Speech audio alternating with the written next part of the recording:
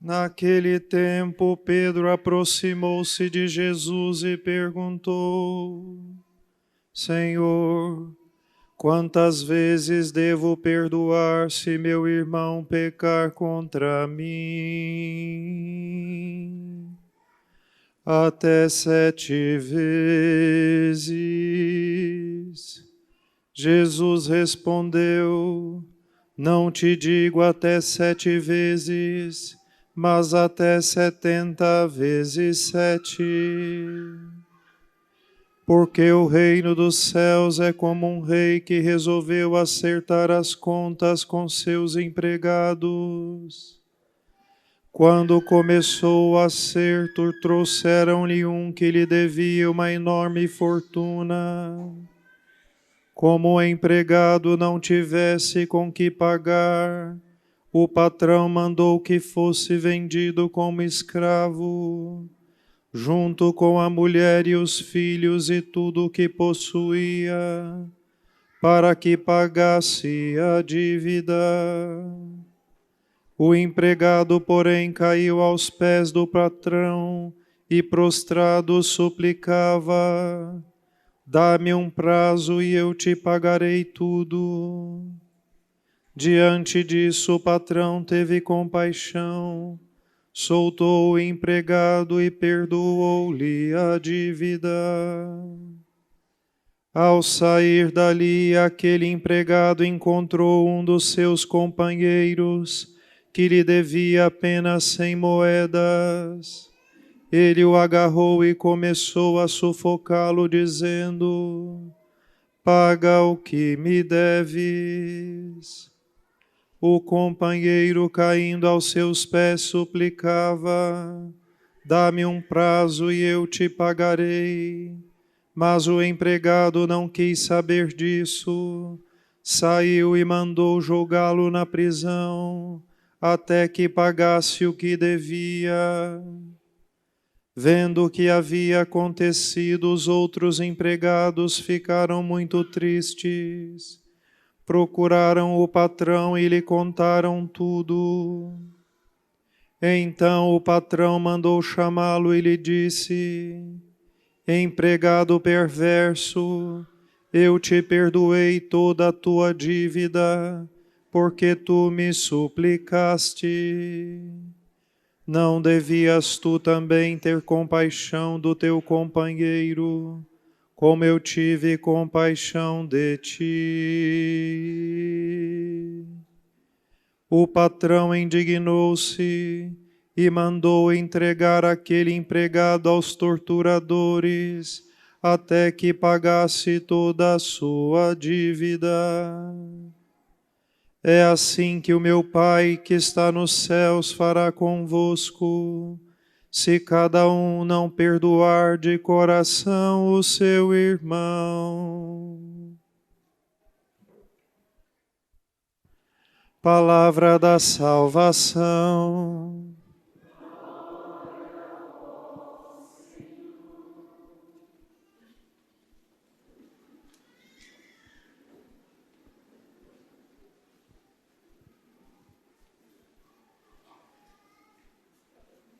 Meus caros irmãos, hoje eu queria começar a minha homilia um pouquinho diferente e vou precisar da atenção e do empenho assim interior de vocês, né? Eu queria que vocês tentassem assim pensar um pouquinho, talvez na história mais recente da vida de vocês, ou mesmo que não seja assim há poucos dias atrás, mas pelo menos assim, qual foi a última experiência que vocês tiveram de ter sido gravemente ofendidos por alguém, né? Pensem aí um pouco assim, né? Qual foi a última vez que eu fui realmente assim ofendido por alguém? Alguém através de palavras ou através de gestos? Pode ser, infelizmente, que alguém tenha sido inclusive agredido fisicamente por outra pessoa, ou de alguma maneira alguma coisa feita por alguém te ofendeu gravemente. Pode ser que seja o cônjuge, pode ser que seja um filho, pode ser que seja um pai, pode ser que seja um colega de trabalho, alguém que você encontrou na rua, alguma desavença, tenta aí pensar, né? Pode ficar olhando para mim, mas esforcem-se aí, através da memória, de tentar recuperar isso. Um fato muito concreto da própria vida, de uma ofensa grave recebida, né? Agora pensem também assim, o que esta ofensa causou em vocês, né? Que tipo de sentimento tinha, né? Quais eram assim os sentimentos que vocês experimentaram naquele momento, né? Que foi raiva, ou uma espécie de decepção, ou houve também associado à raiva algum outro tipo de movimento, por exemplo, assim, um desejo de vingança, desejo de revidar aquilo pagando com a mesma moeda. Assim, tentem assim também fazer memória. A memória dos afetos, às vezes, elas são muito mais vivas do que a memória intelectual, né? Então, se a gente lembra de uma coisa, às vezes a gente experimenta os mesmos afetos que experimentamos naquele momento, né? Então, que afetos vocês experimentaram, que sentimentos, que paixões ruins, né? Não tem problema de terem experimentado alguma coisa ruim, né? Que paixões foram essas? Que desejos foram estes, né? E qual foi o ímpeto assim imediato diante daquela situação? Tudo bem, houve um movimento interior, né? Exteriormente, qual foi o ímpeto imediato assim? Ou que você acabou traduzindo em atos, né? Sei lá, devolver gritando, devolver reagindo, ou mesmo que naquele momento não houve propriamente assim um ato concreto, mas assim, que atos você concebeu fazer diante daquela ofensa recebida? Agora pensem assim, né? Se essa mesma ofensa ela se repete, né? Porque às vezes é assim, né? Dentro das nossas relações, não raramente uma mesma ofensa ela é repetida várias vezes, né? Então, imagina se esta ofensa você já tinha recebido ela antes. Vamos dizer assim, minha esposa já gritou comigo assim antes. Meu filho já me desobedeceu desta maneira outras vezes, né? Então, assim, pensem se esta ofensa recebida e que provocou tudo isso, talvez aqui não seja tão simples, né, de recuperar tudo isso, mas por isso eu pedi assim empenho e esforço, né? Então, isso já aconteceu outras vezes, né? Isso já tinha acontecido uma outra vez ou outras vezes. E como foi, podemos dizer assim, o acúmulo, né, destas atitudes repetidas de ser ofendido por alguém, sobretudo quando é a mesma pessoa, né? Às vezes não é a mesma pessoa, mas as ofensas são as mesmas vindas de pessoas diferentes. Então, como é que isso fica dentro de nós, né? O que isso produz dentro de nós? De novo, que afetos, que sentimentos, que movimentos, com qual ímpeto nós respondemos diante dessas atitudes, né? Então, façam um esforço aqui. Por que eu estou pedindo que vocês façam isto? O texto dessa semana do Evangelho é a continuação imediata da semana passada, porque, na verdade, Jesus estava com os apóstolos no mesmo lugar, estava falando com eles, ensinando os seus apóstolos, né? E os temas das 2 semanas, em certa medida, são fundamentalmente o mesmo e se completam. Na semana passada, a gente ouviu Jesus dizendo aos seus apóstolos: se o teu irmão pecar contra ti, né? Então, se alguém me ofende, se alguém faz alguma coisa contra mim, né? E Jesus explica então como proceder diante desses casos, ou seja, como corrigir fraternalmente o irmão. Porém, a gente sabe muito bem que quando nós recebemos alguma ofensa, isto nos causa grande dor, sofrimento, né? Isto desperta em nós afetos, sentimentos, paixões, emoções. Isto nos leva, às vezes, a desejar, a sentir, ou até fazer coisas das quais depois nós acabamos nos envergonhando e nos arrependendo, né? E quando São Pedro ouviu Jesus falar desta maneira, era inevitável quase a pergunta que hoje nós ouvimos, né? Pedro vai a Jesus e diz: Senhor, tudo bem, tá bom. Então, quando o meu irmão peca contra mim, eu vou lá e corrijo ele. Se ele não se emendar, eu levo 2 ou 3 pessoas, a gente tenta. Se ele não se emendar, a gente leva à igreja. E se ele não se emendar, a gente trata como um pagão ou um publicano, ou seja, nós tornamos evidente a ruptura com a comunidade e vamos começar o trabalho de evangelização de novo com essa pessoa, né? Mas aí, tudo bem, ele faz isso. Quantas vezes eu devo perdoar esse meu irmão se ele fizer isso muitas vezes, né? Até 7 vezes? Aqui, o número que Jesus escolhe, né, o que Pedro fala e que depois Jesus vai escolher para dar os traços da sua parábola, não são números casuais. O número 7, na mentalidade judaica, era o número da perfeição, né? Por isso, os 7 dons do Espírito, né?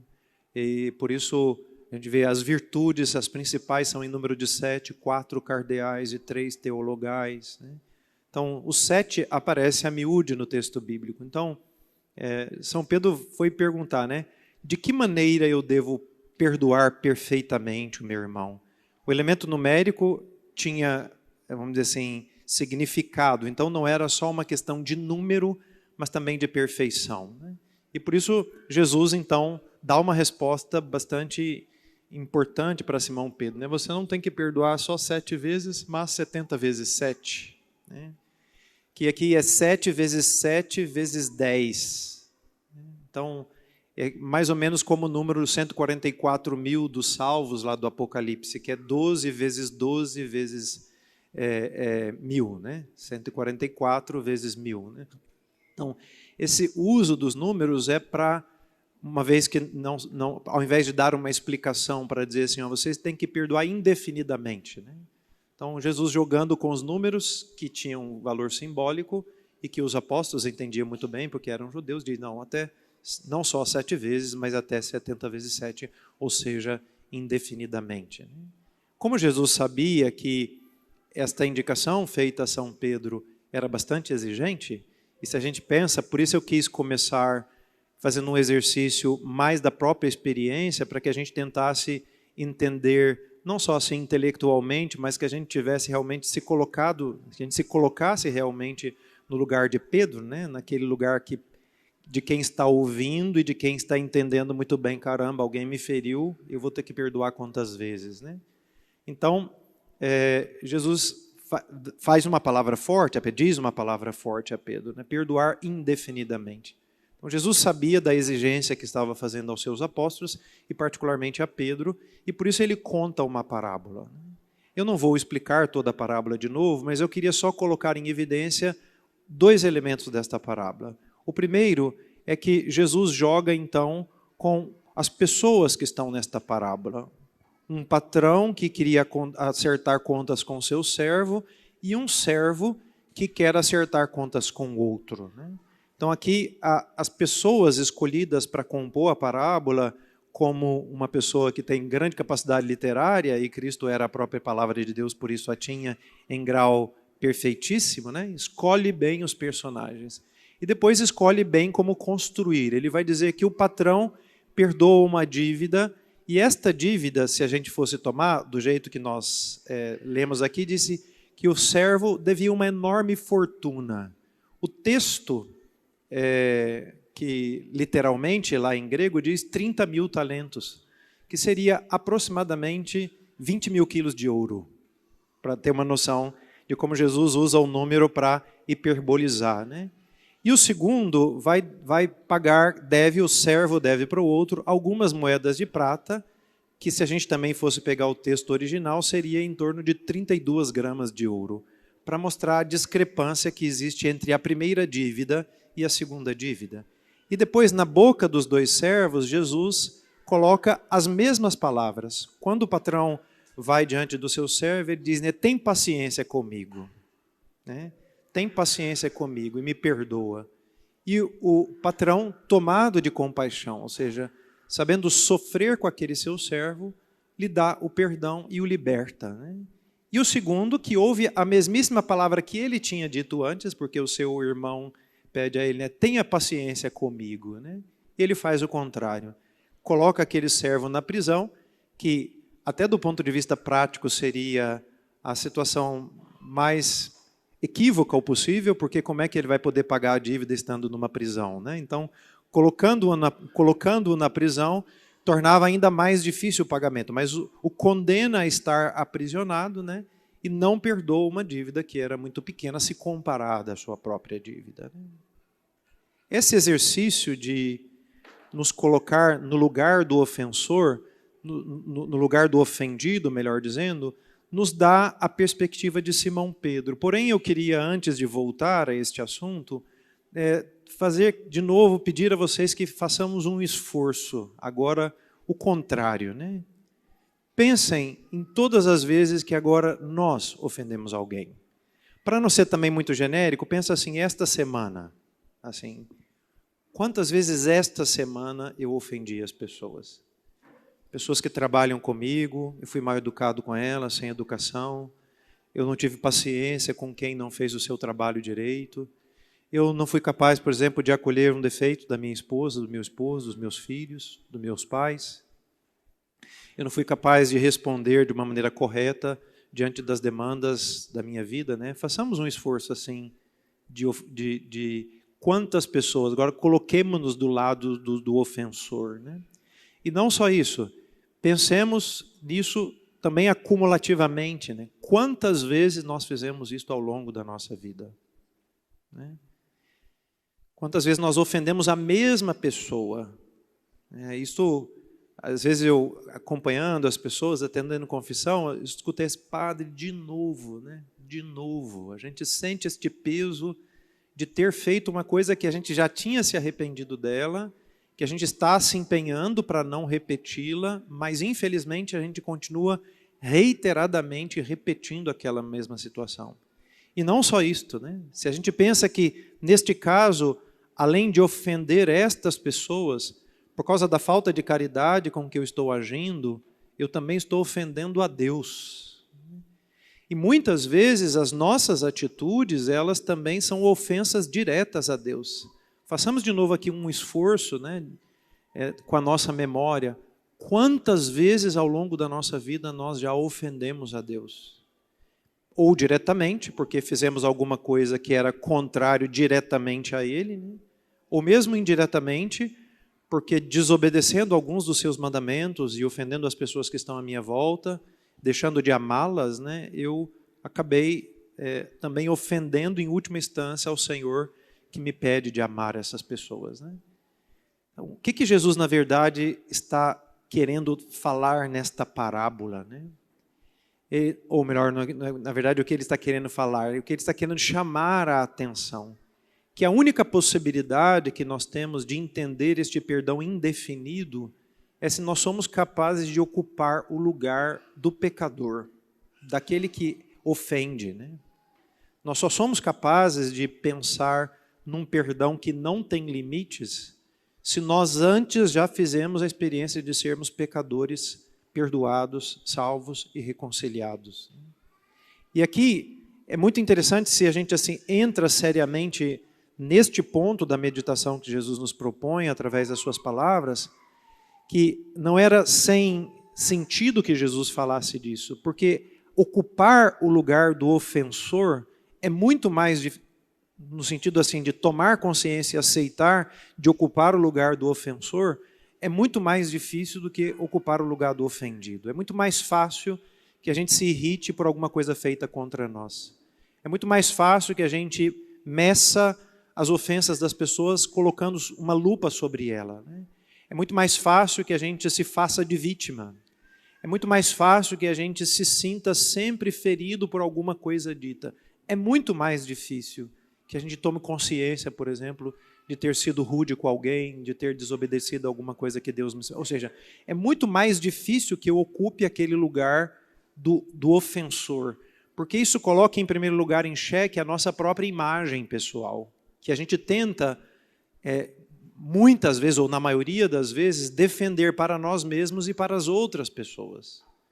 A gente não aceita com facilidade, mesmo no nosso próprio exame de consciência, nós não aceitamos com facilidade ocupar aquele lugar de alguém que errou. A gente com grande frequência, inclusive, entra num processo de autojustificação, né? De autodefesa, e a gente começa a dizer sim, mas a gente coloca uma vírgula e diz mas, né? Mas mais isto, mas mais aquilo, né? Então a gente começa a jogar com as realidades justamente porque a gente está tentando se defender, porque, é claro, a experiência do confronto com o nosso pecado faz cair diante de nós aquela máscara hipócrita que a gente fica colocando. E faz cair tantas vezes diante de nós, inclusive, a imagem tão bonita que a gente constrói, às vezes, sobre bases bastante frágeis, porque não é tão bonita assim, porque nós não somos tão bonzinhos assim. E a isto ainda acresce-se um outro problema, que mais típico talvez da nossa época, que é o fato de que nós vivemos num mundo onde tudo foi relativizado. Então, se tudo foi relativizado, já não há mais esta ideia do certo ou do errado, do bom e do mal. Porque todo mundo pode dizer, bom, mas isso é bom para você, mas não é bom para mim, né? Mas isso é mal para você, pode não ser para mim, né? Então, além do problema de nós não aceitarmos com facilidade, reconhecer as nossas culpas e ocupar o lugar do ofensor, a gente ainda tem uma carta na manga que a gente absorveu da nossa cultura de achar que não existe objetivamente coisas más e boas e que o modo como eu ajo com as pessoas não pode ser julgado desta maneira. Então, neste clima de relativismo, em última instância, já não há mais o ofensor, o pecador, né?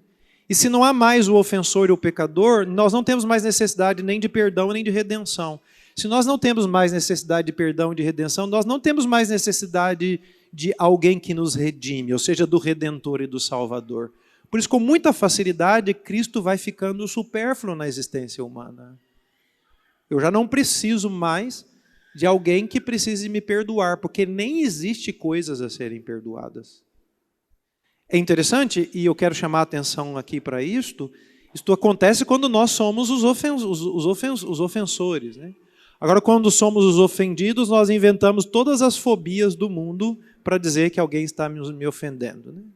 Recentemente fiquei sabendo que a prova sua foi zerada simplesmente porque ela se referia a uma pessoa usando a palavra obeso. Uma coisa que foi doença mórbida no passado, agora se transformou em fobia.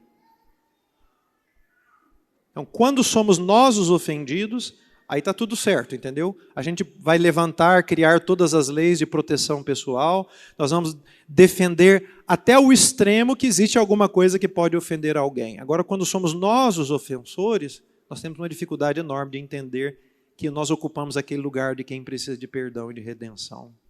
E se nós não recuperarmos, em primeiro lugar, essa convicção de que, de fato, as coisas podem e devem ser julgadas e passadas pelo crivo da bondade ou da maldade, e que nós, muitas vezes, somos maus, e que nós, muitas vezes, somos aqueles que ofendem as pessoas, que ofendem, em primeiro lugar, a Deus, né? Ou seja, que nós somos pecadores, porque só quando nós ocupamos esse lugar do pecador, quando nós temos a coragem de ocupar o lugar daquele que peca, daquele que ofende, daquele que fere, nós nos sentimos naquele lugar da necessidade pessoal do perdão. Ou seja, só quem entendeu-se pecador e precisou ser perdoado e foi diante de Deus, escutou aquelas palavras benditas, né? Vocês sabem, eu sou padre, claro, eu sou também penitente, pecador, eu me confesso também semanalmente, né? Eu vou lá diante do outro sacerdote e me acuso, né? Mas, vez ou outra, celebrando o sacramento da penitência, pelo hábito, às vezes não penso sempre com a mesma profundidade nas palavras, mas às vezes levanto a mão para dar absolvição em alguém, quando eu digo eu te absolvo, né? Quase um relâmpago cai sobre minha cabeça, assim, eu penso, meu Deus, né? O que está acontecendo? Né? Esse é um negócio fenomenal, né? Que alguém que tenha feito as coisas piores deste mundo, que reconhece que fez as coisas piores desse mundo, e se aproxima arrependido porque sabe que é um pecador que precisa de redenção e por isso precisa de um redentor, se aproxima de Deus, né? Escuta aquelas palavras benditas, né? Eu te absolvo. O que Deus faz conosco, né? Ele perdoa 20 mil toneladas, 20 mil quilos de pecado. Por isso que às vezes as pessoas até verbalizam dessa maneira, eu saí até leve, né? Porque no fundo é isto, né? Ele pagou a nossa dívida com seu sangue. Ele pagou o perdão dos pecados, sendo o inocente. Ele era o cordeiro sem mancha. E apesar de tudo isto, né, foi capaz de nos perdoar. Quem nunca precisou de pedir perdão, foi capaz de dar perdão. E nós somos o contrário, né? Nós só somos capazes de entender a necessidade de um perdão infinito se nós nos entendemos como pecadores que vão precisar indefinidamente do perdão de Deus até a sua última instância. E nesta perspectiva a gente pode entender por que a gente tem que perdoar as pessoas, sempre. Ah, padre, mas, vírgula, sempre. Não pode ter mas aqui. Jesus diz no Evangelho, né, que quando ensinou o Pai Nosso, né, ensinou a gente a rezar, perdoai as nossas dívidas, e as palavras são as mesmas, assim como nós perdoamos os nossos devedores. Né? E ele diz, então, se vocês não perdoarem uns aos outros, também o vosso Pai vai tratar assim. Como nós queremos ser sempre perdoados, devemos sempre ser perdoados. É claro que, meus irmãos, quando a gente perdoa, o que a gente está fazendo é abrir a porta daquela prisão. A ausência do perdão é a condenação daquela pessoa a uma prisão. E o grande problema é que a ausência do perdão faz com que aquela pessoa seja condenada a uma prisão que está dentro de mim. Porque a prisão se torna interior. Eu trancafio aquela pessoa dentro do meu coração e fico remoendo aquela dor e acusando ela constantemente. O perdão não significa uma espécie de anistia ou cegueira diante do pecado. Não é isso, né? O que, na verdade, o perdão é simplesmente, tudo bem, você fez isso e eu sei disto, né? Mas eu abro as portas da prisão e digo, você pode sair e recomeçar. Às vezes o perdão deixa em nós feridas que não curam tão facilmente. E com isso queria concluir a minha homilia. Às vezes a ofensa recebida, ela causa feridas muito profundas. E mesmo quando eu me decido por dar o perdão a alguém e abrir as portas daquela prisão e deixá-la ir embora, não é que automaticamente a ferida se cura, né? E por isso, muitas vezes, vendo aquela pessoa, ou como eu fiz hoje, fazendo um exercício de memória, tentando lembrar o que aconteceu, né? Dói. E muitas pessoas, às vezes, acham que porque há dor ainda, não houve o perdão. E não é isto. A dor porque ainda há uma ferida que precisa de tempo para ser curada, né? E que, às vezes, se estimulada de novo pelo encontro com aquela pessoa, por aquilo que a gente fica sabendo, ou às vezes por uma experiência semelhante, aquela ferida que está ainda não cicatrizada, tocada, volta a doer. O que a gente tem que fazer nessa hora? A gente tem que fazer duas coisas. A primeira delas, renovar a decisão de perdoar, porque o perdão é uma decisão, não é um sentimento. Então, se eu vi aquela pessoa, se dói de novo, se me custa de novo lembrar alguma coisa, então eu posso renovar a minha decisão. Senhor, assim como o Senhor me perdoou todas as vezes que eu pedi perdão, eu quero dar o perdão de novo a essa pessoa. Eu renovo a minha decisão de perdoá-la. E uma segunda atitude muito importante, transformar aquela dor em oração, né?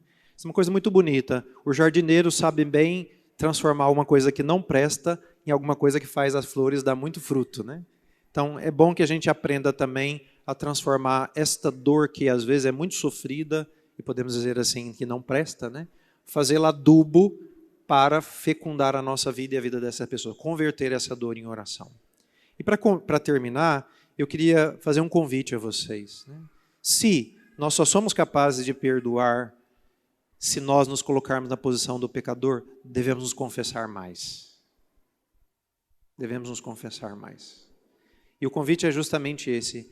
Nós precisamos nos tornar uma comunidade que procura com maior frequência o sacramento da reconciliação.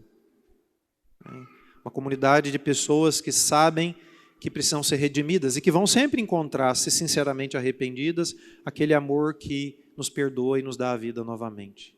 Mas precisamos nos confessar mais. Precisamos procurar mais frequentemente aquela experiência da misericórdia, justamente para entendermos que somos miseráveis.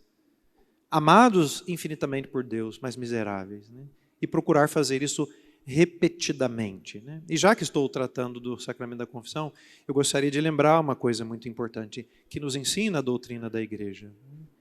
Que se nós cometermos pecados contra os 10 mandamentos, que são pecados graves, e fazemos isto com consciência daquilo que estamos fazendo, e fazemos deliberadamente, não deveríamos comungar sem nos confessar antes. Então, muito importante recuperarmos o valor desse sacramento, inclusive porque dele depende um outro sacramento, que é aquele que nós estamos celebrando aqui hoje.